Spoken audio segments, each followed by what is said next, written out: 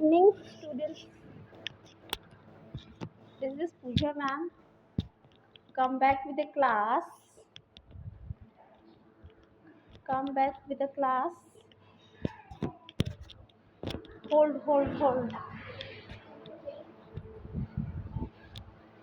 We have done with the preposition of time, preposition of place.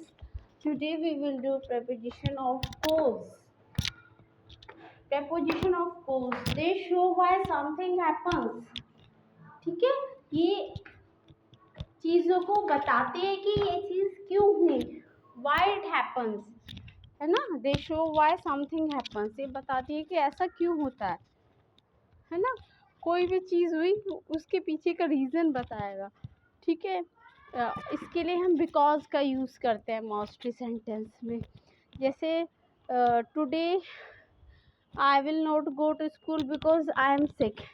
जैसे मैं आज school नहीं जाऊंगी क्योंकि मैं बीमार हूँ, है ना.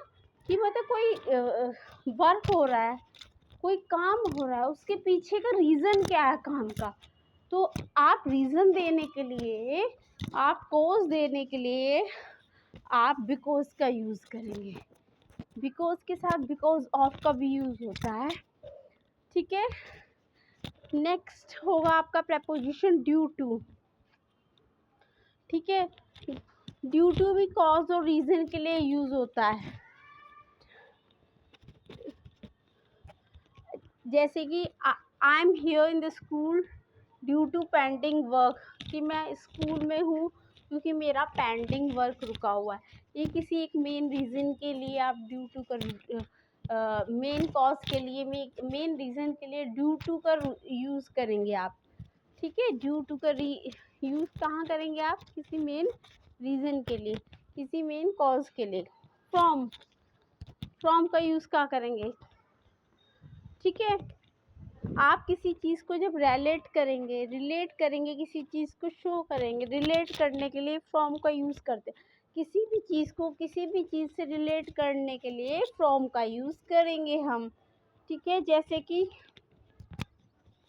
आई एम फ्रॉम मेरठ, मैं मेरठ से हूँ. ये तो आपके वर्ड्स वाले एग्जाम्पल हो गए. अब हम सेंटेंस के एक दो एग्जाम्पल देख लेते हैं. ठीक है, the game was cancelled because of rain, कि गेम कैंसिल हो गया रेन की वजह से, बारिश की वजह से. आ गया ना बिकॉज यहाँ पे, है ना. बिकॉज ऑफ रेन किसके कारण, बारिश के कारण.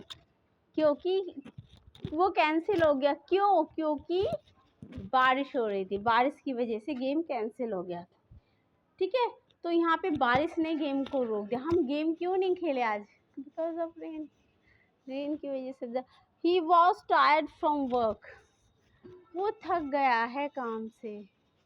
ठीक है, किससे थक गया है, काम से. तो काम को रिलेट करेंगे उसकी थकान से आप, कि वो किससे थक गया है. He was tired from work. तो आप लोगों को प्रेपोजिशन के टाइप समझ में आ रहा है. Preposition of place, time, preposition of cause आज हमने किया है. तो प्रीवियस क्लास में भी हम कर चुके हैं. ठीक है बच्चों, अगर आपको मेरी क्लास से कुछ भी सीखने को मिलता है, please do like and subscribe my channel. ठीक है, मैं आगे और कोशिश करूँगी अच्छे से पढ़ाने की. मैं इस बार बोर्ड क्लास पे लेके आऊँगी ये सारे पीपीटी क्लासेस, और अच्छे से आपको एक्सप्लेन करने की कोशिश. बने रहिएगा. Thank you and over.